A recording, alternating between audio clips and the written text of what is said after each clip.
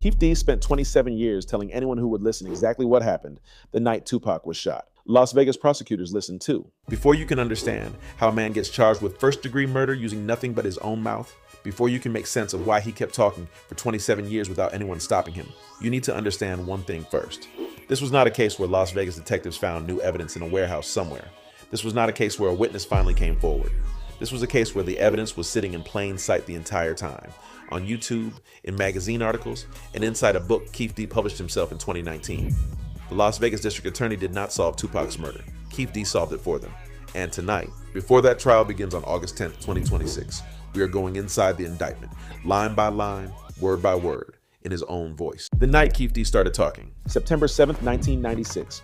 Las Vegas, Nevada. Tupac Shakur had just watched Mike Tyson knock out Bruce Seldon at the MGM Grand. The fight was over in under 2 minutes. What happened next would take 27 years to reach a courtroom. Later that night, a white Cadillac pulled up alongside Tupac's black BMW 75 OIL on Flamingo Road.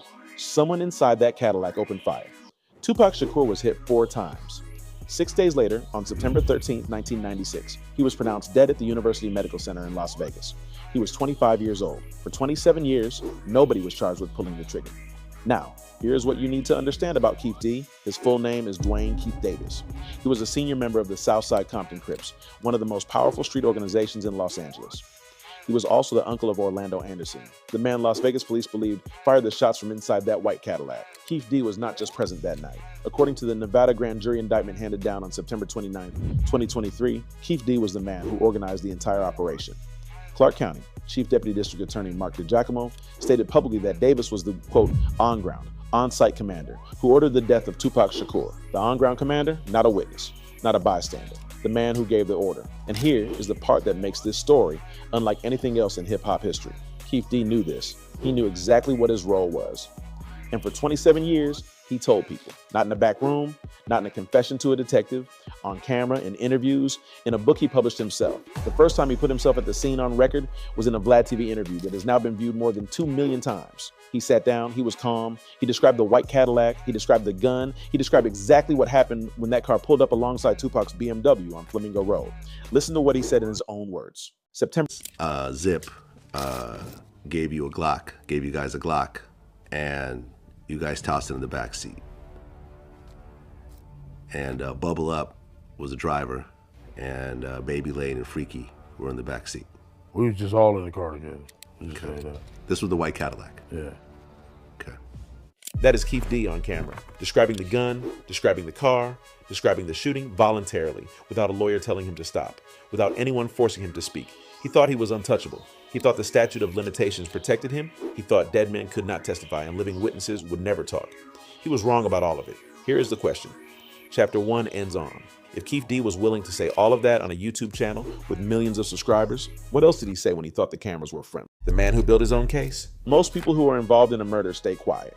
They lawyer up, they disappear, they say nothing for the rest of their lives and hope the trail goes cold. Keefe D did the opposite. After the Vlad TV interview, he kept going. He sat down with the Art of Dialogue for a series of interviews that stretched across multiple years. He talked about the night. He talked about Orlando Anderson. He talked about what happened inside that white Cadillac on Flamingo Road. And every single time, he spoke like a man who believed no one could ever touch him. In one of those Art of Dialogue interviews, the interviewer asked him directly about the shooting, not in a subtle way. The interviewer said, when y'all was shooting up the BMW, what was Susan Knight's reaction? That question assumed Keefe D's crew did the shooting. It did not ask if they did it. It asked what happened after they did it. Keefe D did not correct the premise. He did not say, oh, wait, I never said we did the shooting. He answered the question. Listen to exactly what he said. I was shooting up the BMW. What was Suge Knight's reaction? He was getting down. Trying to duck. Anybody that got some sense, you know, get their ass down. But he was getting down there. He was trying to get out the fucking way. So he wasn't trying to grab Tupac? Nah. He answered, casually, without hesitation, without any sign that he understood what he was doing to himself legally. But it was not just interviews. In 2019, Keefe D published a memoir. The book was called Compton Street Legend. He put his story in writing. He described the night. He described his role. He described the people in the car. Here is the teaching moment. Under Nevada law, a person can be charged with murder as an aider and abettor, even if they did not personally pull the trigger. What matters legally is whether they assisted, encouraged, or directed the crime. The Nevada grand jury indictment against Keefe D charged him with open murder with use of a deadly weapon, plus a criminal gang enhancement under Nevada Revised, Statute 193.168. Every element of that charge, his presence, his role, the gun, the gang connection, was documented in his own words. His interviews, his book, his voice on camera confirming details that placed him at the scene and in command. Clark County prosecutors did not need to find a new witness. They did not need to crack a cold case with forensic technology. They needed a library card and a YouTube account. The Nevada grand jury handed down the indictment on September 29, 2023. Las Vegas Metropolitan Police Department officers arrested Duane Keith Davis at his home in Henderson, Nevada. He was 60 years old. He had been a free man for 27 years. Here is the question. Chapter 2 ends on: if every word Keefe D ever said publicly was already enough to indict him, what did investigators find when they searched his house? Well, hooray, nobody was supposed to find out. When Las Vegas investigators executed a search warrant on Keefe D's Henderson, Nevada home in 2023, they found something that made the indictment even stronger. Among the materials recovered was a manuscript, additional writings, more of his own words about the night Tupac was shot. He had been writing, even after everything he had already said publicly. He was still putting it on paper. Here's my read on this. And this is just my opinion, but I have spent time inside this case, and I believe it is the correct one. Keefe D kept talking for 27 years because he genuinely believed two things. First, that Orlando Anderson being dead meant no one could ever put the full chain of command together. Second, that his status as a self-described boss gave him a kind of street immunity. He thought the story was his to control.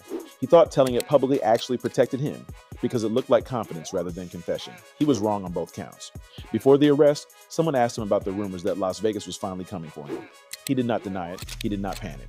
He said this: when nobody supposed to ever find out that bullshit, and dude was in there for money game. And I'm done with that. Nobody's supposed to ever find out? That sentence, said freely before any arrest, tells you everything about how Keefe D understood his own situation.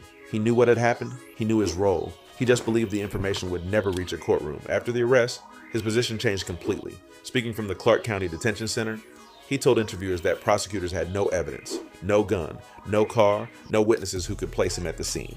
His defense team argued that his public statements were false, that he had fabricated his involvement for status and street credibility. They pointed to Reggie Wright Jr. and death row security as the real architects of the attack. But here's the problem with that defense. When a man spends 27 years telling the same story across multiple interviews, a published memoir, and on-camera conversations, and then says he made all of it up, that explanation does not get easier to believe with time. It gets harder. The trial of Duane Keith Davis for the murder of Tupac Shakur is scheduled to begin on August 10th, 2026, in Clark County District Court in Las Vegas, Nevada. If convicted of open murder with a deadly weapon and gang enhancements, Keefe D faces life in prison without the possibility of parole. He is 62 years old. 30 years after that white Cadillac pulled alongside Tupac's BMW on Flamingo Road, the man who called himself the on-ground commander is finally going to have to answer for it in front. Tupac Shakur was pronounced dead on September 13, 1996 at the University Medical Center in Las Vegas. And for 27 years, the man prosecutors say gave the order walked free and told the story himself. The Nevada grand jury indictment against Duane Keith Davis is built almost entirely from his own words, his interviews, his book, his voice on camera, which means the most important witness against Keefe D has always been Keefe D. Here's the question nobody can answer going into that courtroom on August 10th. If a man confesses to his role in a murder 27 times across 27 years and then says he made it all up, does that sound like innocence to you? Drop your answer below.